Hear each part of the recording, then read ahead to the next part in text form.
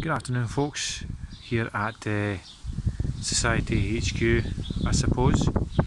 I wanted to do this wee video and show people what our guys go through when they suit up as Sir John de Graham or Macduff of Life, and give you a wee bit of a look at what a medieval knight would have looked like.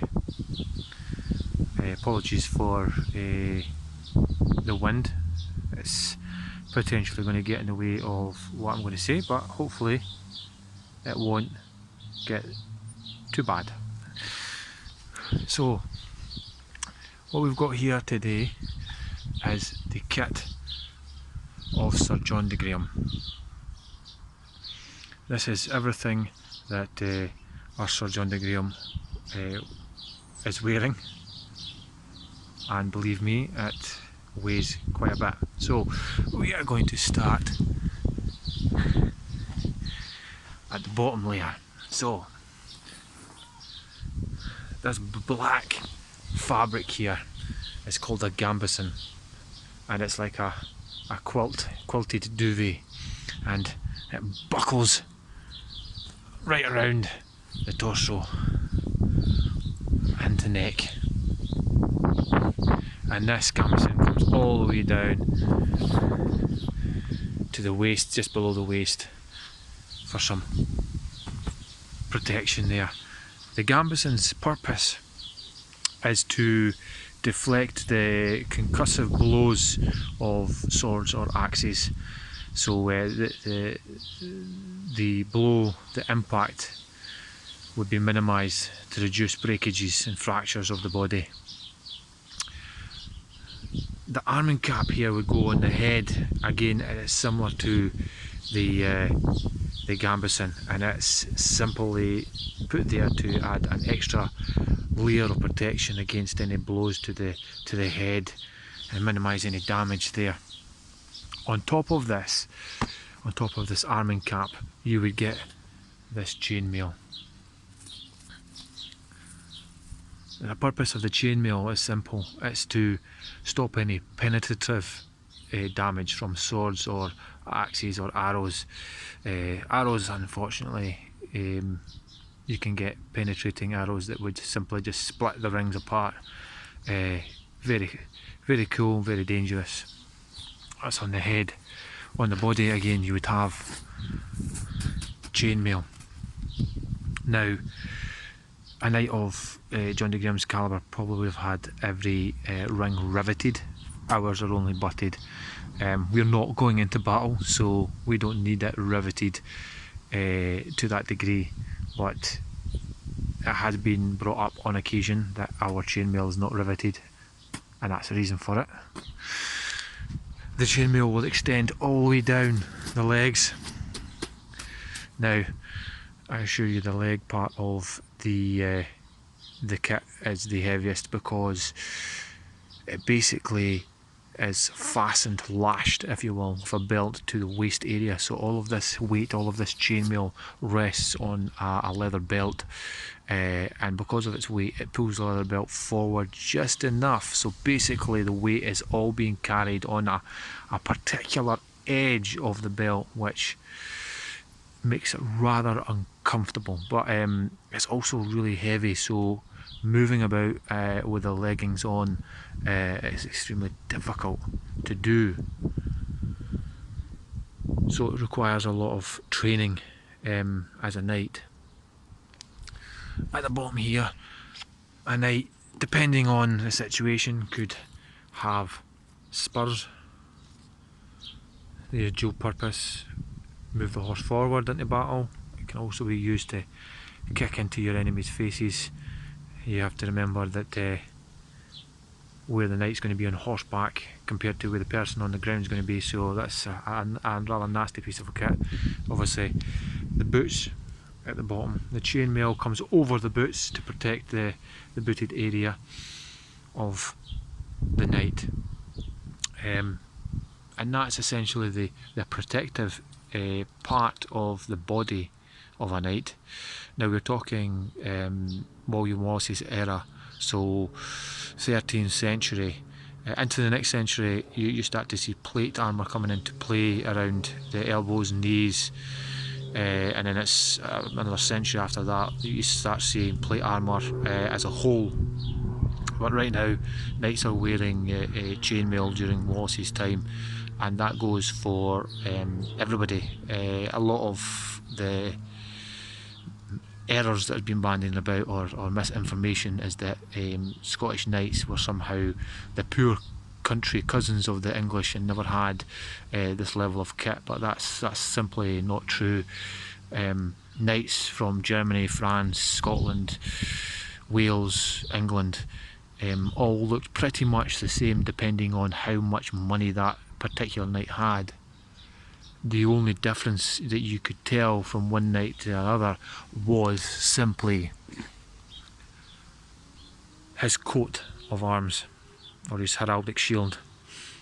Now, this is the heraldic shield of Sir John de Graham. You can tell that by the 3 scallop shells on his shield. It's quite distinctive, like a bee, can't miss it. His coat of arms refers simply to his surcoat. That is where the terminology comes from. It is literally a coat of his arms, as you can see displayed across his chest. The 3 scallop shells again. This would go over the chainmail and the gambeson, and then it would be fastened with a belt around the midriff. Normally you would probably see a pouch attached to it, carry any kind of coinage or whatnot with him.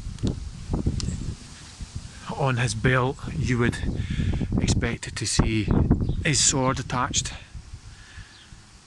Now, a knight may well have more than one weapon. Sir John de Graham that we have portrayed carries a dagger and a nice little axe there, a cavalryman's axe on top of that. To protect hands, a knight would have probably a more sophisticated version of these gauntlets.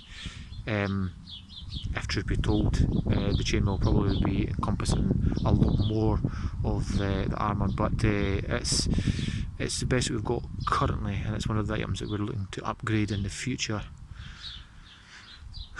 So this is the kit so far.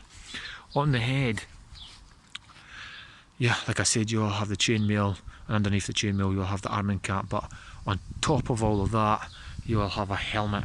Now, if you're a knight fighting on foot, chances are you'll probably have a bassinet or similar type helmet, simply because it offers you the protection on the side, back and top, but allows you a better field of vision on the front here.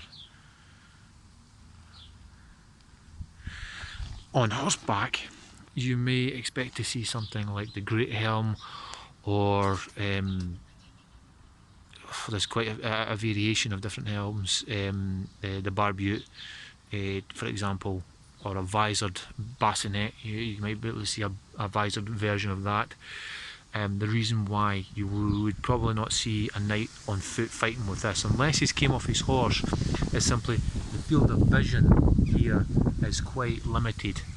You can only see really what's in front of you, and for a knight on horseback, that's really all that's needed. You only need to see what you're ploughing down, rather than all around about you. Whereas the open-faced one is a better way of looking at that.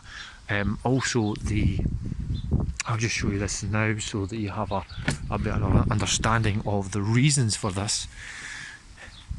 The Great Helm is brilliant for horseback, but as soon as you get a knight off his horse, all of the weight of this chainmail, which I've just shown you, is going to bring him straight to the ground with quite a lot of force, which is going to push the air out of his lungs, essentially incapacitating him, winding him, if you will, briefly. But that's all that's needed for a knight, a man at arms, or even a peasant soldier to get through the visor and kill him. So all of this gear is only beneficial as long as a knight stays on his horse or stays on his feet. There's always weaknesses. Main weaknesses being the armpit area and the groin area are some of the two main weak points of a medieval, this period medieval knight's armour. So essentially, make sure you watch your crown jewels in that sense. But that is the kit. Now, in the next section, we're going to show you how this kit is put on, and I stress it is with extreme difficulty. Currently, we do not have squires to help us, and I assure you, squires would be required for this part. So we do a lot of mucking about to get this kind of kit on, and we'll show you how we do it. But a squire would have been required to fit the kit onto a knight and make sure that it was all secure and fastened properly. A little bit of trivia. Sir John de Graham died at the Battle of Falkirk in 1298. It's stated that his death was attributed to a part of his armour not properly fastened on the back, exposing a part of his back to an enemy knight who took advantage and stabbed him either with a sword or a pike in and upwards, landing the killing blow, but not enough to kill him instantly. Sir John de Graham turned round enough and killed his murderer, if you will. There you have it. Hopefully you'll see how to put on the kit following this section. Thanks.